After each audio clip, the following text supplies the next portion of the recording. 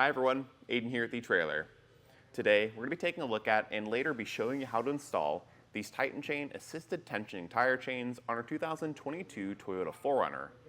Today we've got these installed on our rear axle per the owner's manual, and they're going to be installed on tire size 265, 70, R17.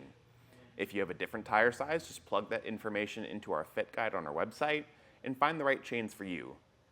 These are designed to fit multiple tire sizes though, and the install process for those different sizes is going to be just the same. So let's get started.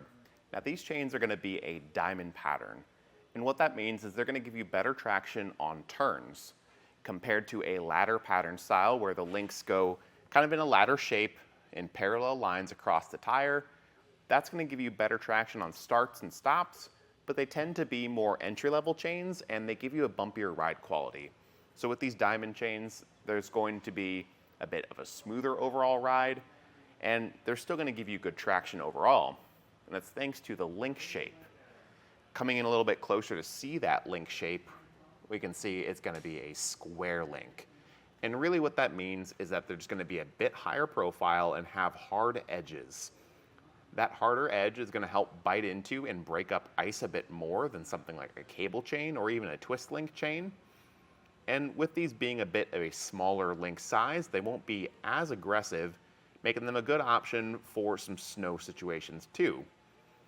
With any bigger link sizes, you tend to just need more intense situations to drive them in. So if you find yourself in some pretty moderate weather conditions, I'd say this is a really good size and shape of link. And when I say this is an assisted tensioning tire chain, all that means is that there's some sort of tensioning device built into the chain. And for these Titan chains, that's going to be this gray series of links that feed into this rubber arm here. When you're hooking up your chain, you'll just feed it around these catch plates through these loops. And because of the fit we're getting on our tire today, I chose to feed it around this inner series of links as well, just to make sure that we're pulling the correct amount of slack out of the chain and getting a nice tight fit. Assisted tensioning is a really solid option. When you're hooking it up, you have to put the manual force into it to get it hooked up, as opposed to self-tensioning where it's going to be pulling that tension for you once it's hooked up. But this will get the job done really well. And all the pieces you see here that go around the inner wall of the tire and in front of the wheel, they're going to be, one, color-coded, so it's very easy to see your connection points, and two, they're going to be coated, so it's not a bare metal that you're touching. It's a lot less jarring in cold weather when you're handling it because it's not directly touching cold metal. And when you're hooking this up and driving around, if you were to, say, bump into a snowdrift and it kind of forces these chains in, it's not going to be direct metal contact on your wheels, keeping them a bit protected too. These chains are going to be constructed of a manganese nickel alloy, and really all that means is that the metal will be much more corrosion resistant compared to chains that are constructed of a low carbon steel. Really, either way you go, they're going to be pretty good options. They're all steel, but if you're planning on using these for multiple seasons and you want them to really last, some sort of alloy steel like this is definitely the way to go. And like I mentioned before, self-tensioning chains are a pretty good option if you're looking to compare or maybe upgrade. I don't always think that it's necessary because you get a lot of the same features with an assisted tensioning chain like this. You're just getting a little bit of extra convenience by upgrading to self-tensioning. So if that's the route you do want to take, I'd recommend looking at the Koenig self-tensioning tire chains. You're going to get a very similar construction and build quality, and it's just going to be a little bit easier to use. But you get a lot of the same benefits here, having the integrated tensioner and having a really nice included storage case. The case is going to be this soft shell material. It holds its form pretty well, and it has separate compartments for the two chains that come in your kit, so it keeps them separated and from getting tangled up in one another. But when you're all ready to go and you're ready to hook up, I do recommend trying these out in your driveway once or twice just to get a feel for how they fit on your tire and so that you can get a hang of the install process. If you're curious as to what that looks like, follow along and we'll walk you through it. To start out the installation, you want to get your chain laid out and then make sure that nothing's tangled up, because in the bag these can get a little twisted up sometimes, and the last thing you want to do is put the chain on the tire when something's not situated right. But from there, we can take a look at the chain and make sure we have it in the proper orientation. This coated cable is going to sit behind our tire, so we want that to be kind of towards the back. And connecting the chain to that cable, we're going to have some end links. These end links are going to have a more smooth side that you see facing up right now and a more hooked side. We want that smooth side facing up because when we go to connect this to our tire, we want that smooth side to be the part that actually touches the tire. Once you've got that all set up though, you can take the chain and feed it around back.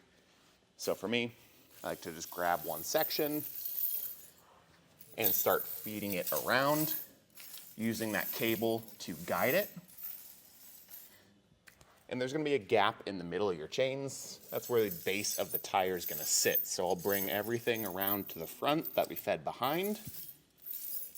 Make sure that nothing got tangled along the way. And I'll take either end of that cable and start to bring that up into the wheel well here. And when we go there, you'll see we've got this catch plate and this cable with the stud on the end. Just connect those two pieces together. That's going to tuck behind your tire and we'll drape the rest of the chain out in front. Because we've got these free links and this green hook. Now for now, I'm just going to connect it to the end. You can connect really to any of these free links. It's just going to depend on your tire and the fit that we get, but I'll start here for now. With both top connections made though, it's going to hold itself up and it won't fall back down. I like to just take a step back here and just look at it and make sure that I get things centered on the tire. So you can see I need to bring this left side just forward a little bit, maybe push it back overall a bit more. But once I'm happy with it, you can take your assisted tensioning arm and at the bottom feed it through this red catch plate.